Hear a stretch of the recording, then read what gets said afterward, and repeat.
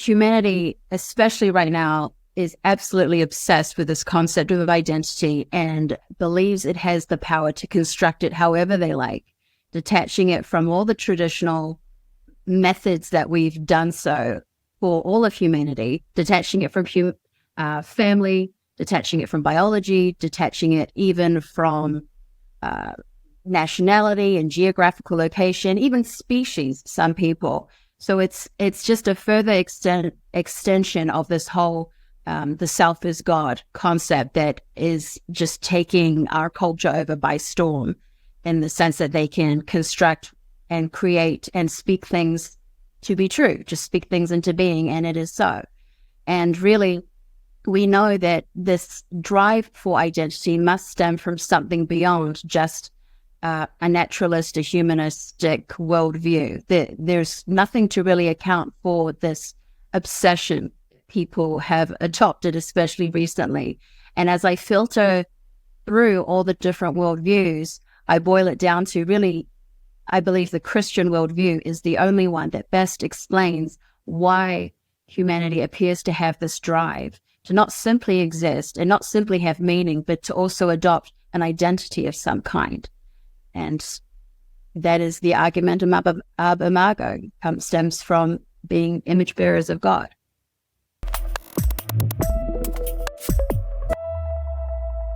So this is installment number 2 of the Southern Evangelical Seminary Christian Apologetics Journal, Volume 18.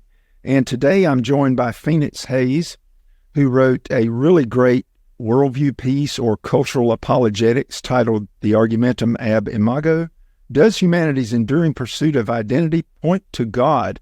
Phoenix Hayes, welcome to the Bible Professor. All right. Well, glad to be here, Dr. Winstead. Tell us a little bit about where you're from, what your ministry is, what you're into these days, and then we'll ask you to defend the fact that Christianity is the only worldview that explains why humans have this drive to find an identity. Sure. So a little about me. I was born and raised in New Zealand. Of what little accent I still hold on to, it stems and flows depending on what I'm doing and who I'm talking to, but that's where I was raised. I immigrated to the US maybe it's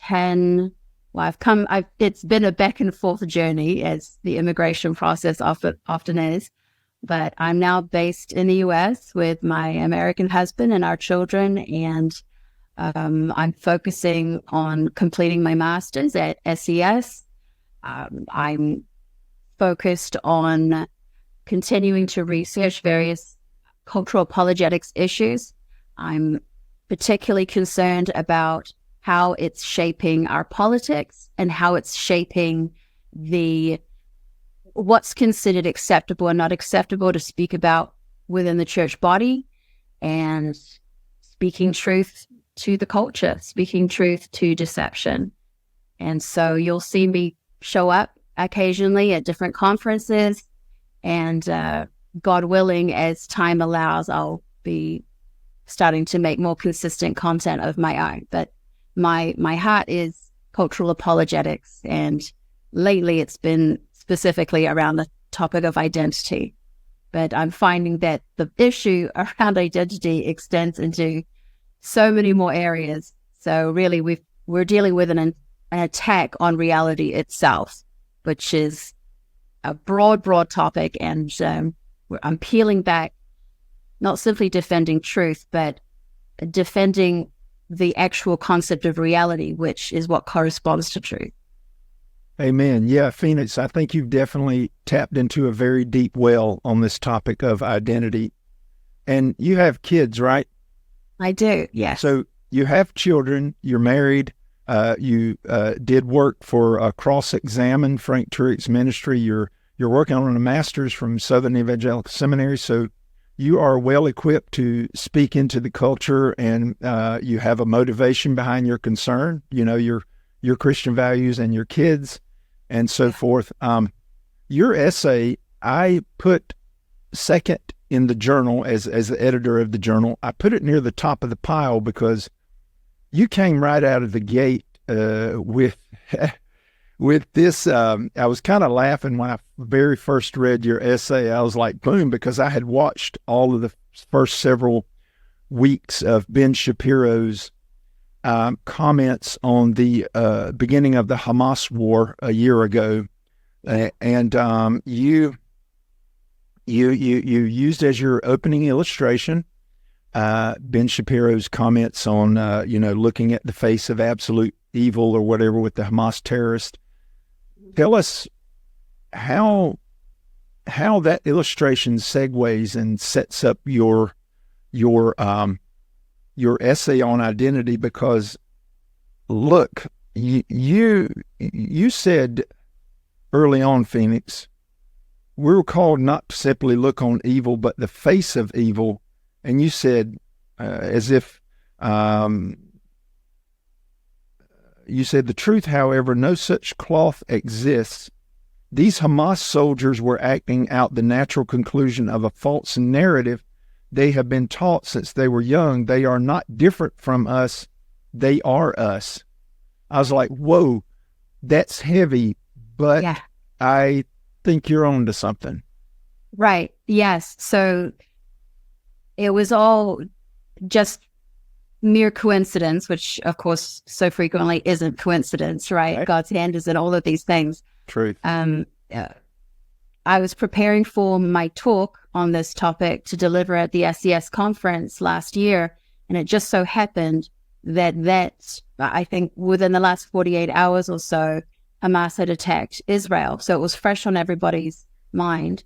And of course, I saw one of the videos and it struck me. I mean, it's a devastating thing to watch. I still reel just thinking about it, but it struck me that the call, particularly from Shapiro, and I'm not criticizing Shapiro really for this. I understand as a Jew who had literally just flown his young family out of the country, not a day before the attack. His call was not simply to look at the grievous acts of evil that he assumed rightly in a lot of ways that the media would downplay and twist to justify in a certain extent as retaliation to Israel. But that's beside the point. His call was not simply to look at evil, but to look at the face of evil as if this is evil personified. And in one sense, he's not wrong, but I also am aware that this is something that we frequently do to try and make sense of how such evil acts can happen. We categorize people as embodying evil as though they are somehow a different species from us, cut from a different cloth. And I think that's a way of, in one sense, preserving our sanity over wrapping our minds around how something so dark. Okay. And when we say that this is evil personified, or look upon the face of evil as though it's another category of human, another species of human, it does two things. It makes us feel safe, as though, well, I know I'm not cut from that cloth. I am not of that species. So I'm okay. And my community is okay because we're not that. And it also creates a sense of, I suppose, mild superiority to look down upon the face of evil. And I thought, well, that's the deception right there, that people believe that their community or themselves could never commit such atrocities. And yet the Bible says otherwise. The Bible says that the heart of man is evil. And keeping in mind that those men representing Hamas have been indoctrinated and brainwashed for their entire lives to understand reality a certain way. And yet we think that they're different from us. How could any of us claim that we would act differently if we weren't under the same circumstances? And that's not a justification by any means, of course. It's simply to ask people to just stop and consider, this is not a different species of mankind. This is mankind. Yeah. And you go on, actually just 2 paragraphs down, this devaluation of humanity underpins every genocide throughout history. Here's the kicker, including the largest one in this nation, the murder of the unborn. When we divorce a person's existence from their inherent dignity, it fosters a climate where any transgression becomes permissible. So I think with that statement, you're off into what you're really after here. Your opening illustration about Hamas wasn't a defense of Hamas or anybody. It is a defense of everybody has value as a human, and it's inherent, and that comes from God, and the Christian worldview is the only one that makes sense of the whole shebang. Right. And then the one further piece of that was the fact that, as I say later in the article, the Hamas did not care how one identified regarding sexuality or species or whatever. The only thing they cared about is, are you a Jew? And in that sense, identity as a label was extremely important to them. It was the only question they cared about. It didn't matter whether you were a devout, practicing religious Jew. It didn't matter if you were ethnically Jewish. It only meant it if you fell within this fairly large filter of however they defined Jew. And as we know, they even killed many ethnic Palestinians who had immigrated to Israel. So it was however they defined it, they had created some concept of identity, a category within identity that was who they needed to eliminate. Yeah. Okay. And you go on to cover things like the expressive individualism and the face that it took on in the 1960s with the free love. You mentioned racial identity, sexual identity, gender identity, so forth and so on. So next, talk about your section on technological advancements. I thought this was really good. Right. So I thought I identified, I think, 3 different things that I felt vastly contributed to the current obsession surrounding identity in a way that we haven't observed centuries past. Yeah, you dealt with virtual omniscience, the rise of the celebrity or influencer, giving voice to unqualified people, and biomedical advancements. So 3 really important issues. So how do they play into this issue of identity? Right. So when you have complete access to, nothing's complete, but you have access in an unprecedented way to new ideas around the world. And not only that, you're able to create virtual silos for yourself by joining communities where everybody agrees with you and everybody sees things the same way. This false sense of reality, by surrounding yourself with like-minded people who are all deceived by similar things, creates this perception that this is how everybody thinks. And it builds a sense of confidence that therefore I can declare that I'm in the wrong body, or that I'm another species, or that I'm whatever, because you're surrounding yourself by people who affirm that idea again and again and again. People that in pre-social media and internet, you might never bump into in your entire life. And even if you did, it would be very unlikely for you to bring up such an odd topic. I mean, there's a certain anonymity within the virtual world. Even if you've got a profile picture up, there's far less consequence to say something as outrageous as, I believe I'm a boy trapped in a girl's body, or a cat trapped in a human body, whatever the case may be. So there's that. Then there's, of course, the rise of celebrity. So people are being influenced by people who have fame but no qualification to actually speak into matters. And they're swayed by emotionalism rather than critical thinking, right? And then the third aspect was the biomedical advances. So the fact that certain people can mutilate and change their bodies in ways that just were never possible before. Now, of course, castrating a man doesn't make him a woman, but and certainly we know that men have been castrated since biblical days, right? Right. But now there's the technology and accessibility to wear more of a mask, to wear woman face, to wear man face, to embody these other characteristics that you couldn't do otherwise. Yeah. Right. Okay. And so I would urge people to pick up this journal, order this journal, and read. Yours is a really good essay. But I think if you can spend a couple minutes, the heart of it is your 3 tiers. The universal desire for identity is undeniable.